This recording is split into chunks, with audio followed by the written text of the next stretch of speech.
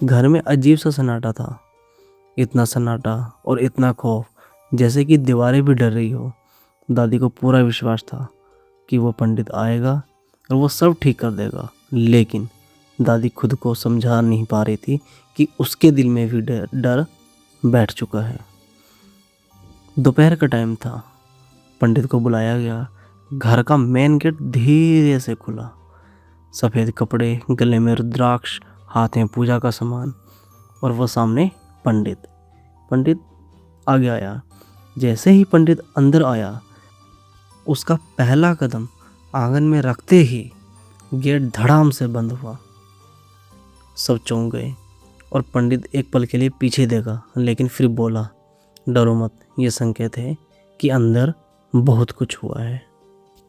पंडित बिना समय को बर्बाद किए उसने अपना सारा सामान को एक आंगन के बीच में रखा और वो वहाँ बैठा और उसने एक मंत्र का उच्चारण किया।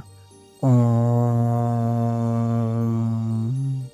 उसकी आवाज़ पूरे घर में गूंजने लगी और अचानक, ऑब्वियसली दोस्तों, ओम का शब्द ही एक ऐसा है जो बुरी आत्माएं और नेगेटिविटी जितनी भी होती है वो अपने आप दूर चली जाती है।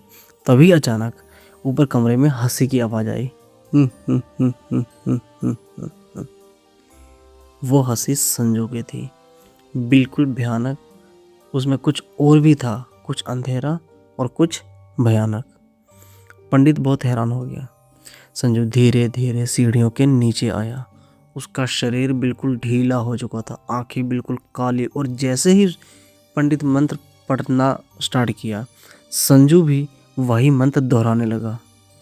देख रहे हो दोस्तों, मतलब कोई पंडित बचाने के लिए आया है और वो मंत्र का उच्चारण कर रहा है और सेम वही आत्मा उस मंत्र का दोहराए।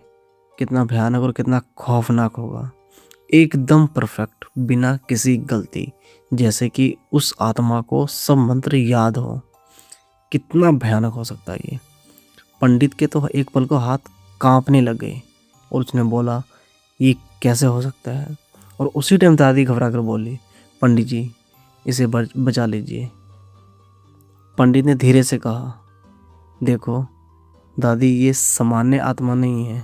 ये इतनी बुरी आत्मा है और इतना शक्तिशाली आत्मा है कि मेरे मंत्र को दोहरा रही है, और वो भी बिल्कुल परफेक्ट। तो मैं कैसे मान लूँ कि ये एक सामान्य है। पंडित ने फिर भी हिम्मत करके आगे कदम बढ़ाया और पूछा, तू कौन है। संजू हल्का सा मुस्कुराया और धीरे से उसका चेहरा बदलने लग गया। उसकी मुस्कान बिल्कुल चौड़ी हो गई थी, दांत नुकीले, आंखें पूरी काली, और उसकी आवाज़ बिल्कुल बदल चुकी थी। और उसने बोला, मैं वो हूँ जिसे तुम कभी समझ नहीं पाओगी। इतना बोलते ही पंडित को अब सब समझ आ गया। वो पंडित पीछे अब हटने लगा और वो बोला, मुझे यहाँ से जाना है, ये मेरे बस की बात नहीं। वो भागा गेट की तरफ, पर गेट खुला ही नहीं। तभी पीछे से आवाज़ आई, पंडित मुझे ठीक नहीं करेगा। पंडित ने पीछे धीरे धीरे मुड़ा, और जैसे ही वो पीछे मुड़ा, संजू बिल्कुल उसके पीछे खड़ा था, इतना पास कि उसकी सांस भी महसूस हो रही थी। इतना खतरनाक सीन कि भूत आपके सामने खड़ा हो। और सबसे खतरनाक सीन, अचानक संजू ने पंडित का हाथ पकड़ लिया। उसकी पकड़ दोस्तों इतनी मजबूत थी कि पंडित चिल्ला उठा, छोड़ो मुझे। पर अगले ही पल संजू ने बिना समय को गवाए उसका हाथ खींचकर बिल्कुल उसके बदन से अलग कर दिया और उसका हाथ अपने हाथ में लटका लिया, उखाड़ ही दिया। उसकी चीख, खून की हड्डियां, आवाज़ बिल्कुल ज़ोर से चिल्लाने लगी। पूरा घर इस मंजर को देखकर कांप चुका था। माँ और कोमल चीखने लगी थी, दादी ज़मीन पर गिर चुकी थी, और उसका बाप यश, वो बिल्कुल पागल जैसी हरकतें करने लग गया था। और संजू, वो उस कटे हुए हाथ को उठाकर खाने लगा, एकदम कच्चा मांस की तरह, बिल्कुल राक्षस की तरह। और उसकी हंसी, हा हा हा हा हा, बहुत स्वादिष्ट है। इतना गंदा और इतना भयानक वो हरकत कर रहा था, इतना खतरनाक कि उनके घर वाले ये सब देखकर सहन ही नहीं कर पा रहे थे। बेचारे वो करे भी तो करे भी क्या, डर के अलावा और उनके साथ कुछ भी नहीं है दोस्तों। और दोस्तों कुछ ही मिनटों में पंडित को वो दर्द बर्दाश्त ही नहीं हुआ और वो मर चुका था। वो तड़प तड़प के मर ही गया था। पूरा घर खून से भर गया था और उसी खून के बीच संजू खड़ा था। उसके पैरों में खून, हाथों में खून, उसके चेहरे पर खून और आंखों में पागलपन।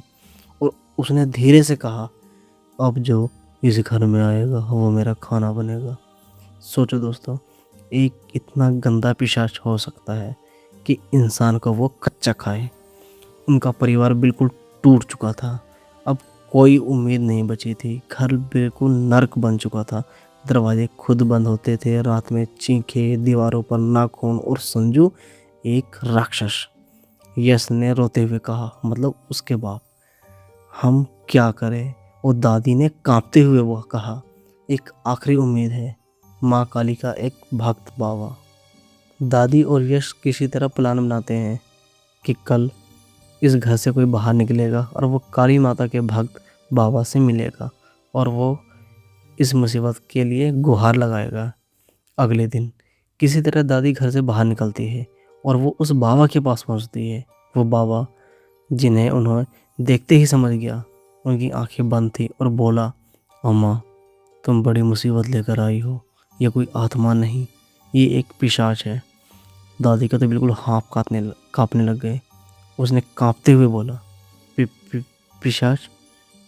बाबा बोला, हाँ, ये एक पिशाच है और उसे किसी ने जगाया है, वो भी खून की बलि देकर। सोचो दोस्तों, किसी आत्मा को जगाना, वो भी खून की बलि देकर, तो उसने क्या खून दिया होगा और क्या उसका वचन होगा जो वो आत्मा और वो पिशाच जागी है, और वो कितना सर्वनाश करेगी इस घर को। दादी बाबा के सामने बैठी थी। उसके हाथ कांप रहे थे। आंखों में डर और उम्मीद दोनों थी, क्योंकि वो अपना घर को बचाना चाहती थी। बाबा की आंखें बंद थी। वो गहरी साधना में चले गए थे। चारों तरफ शांति, और उस शांति में अजीब सा दबाव था। और कुछ मिनट बाद बाबा ने धीरे से आंखें खोली और बोला, पिशाच का सच। अम्मा, ये कोई साधारण आत्मा नहीं, ये एक पिशाच है और इसे किसी ने जानबूझकर जगाया है। दादी के ये सब सुनकर उसकी होंठ ही सूख गई और बोला, कौन कौन ऐसा करेगा? बाबा ने गहरी सांस ली और गहरी आवाज़ में कहा, जिसे बहुत गहरा बदला लेना हो वही इतना बड़ा पाप कर सकता है। दादी को तुरंत संजू की ज़िंदगी याद आई और कहीं ना कहीं किसी अनजान दुश्मन का एहसास हुआ। दोस्तों, बाबा ने दादी को समझाया कि पिशाच वो होता है जो कभी इंसान था, लेकिन मौत के बाद उसकी आत्मा को शांति नहीं मिलती और खून और मांस का भूखा बन गया। ये एक इंसान के शरीर में घुसकर उसके धीरे धीरे ख़त्म करता है और फिर उसका शरीर उसका साथी घर बन जाता है। दादी ये सब सुनकर रो पड़ी और बोली, तो क्या मेरा पोता बच नहीं सकता?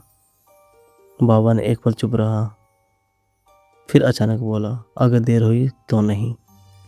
बाबा बोला, अम्मा, हमारे पास सिर्फ 3 दिन है। अगर इस 3 दिनों में उसे बाहर नहीं निकाला तो वो पिशाच हमेशा के लिए उसके शरीर में बस जाएगा। और ये सब सुनकर दादी के तो पैरों के तले ज़मीन ही खिसक गई।